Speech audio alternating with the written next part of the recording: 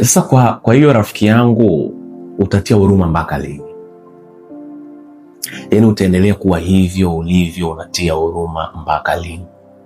Tunajua kweli una changamoto, tunajua unapitia magumu, tunajua umeumia, lakini utaendelea kutia huruma mpaka lini? Naomba nikwambie tu, hii dunia si kwa ajili ya watu dhaifu.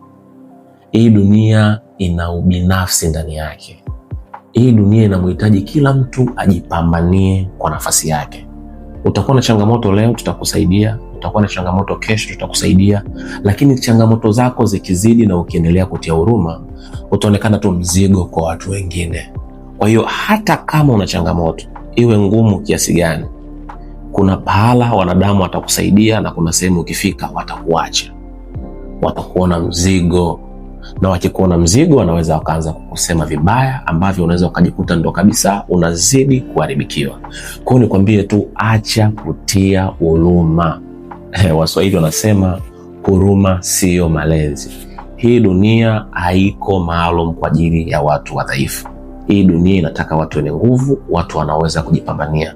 Kwa hiyo mwanangu mwenyewe nikwambie tu, amka hapo ulipo, futa machozi, nenda kapambane. Usitie sana huruma, watu watakutumia.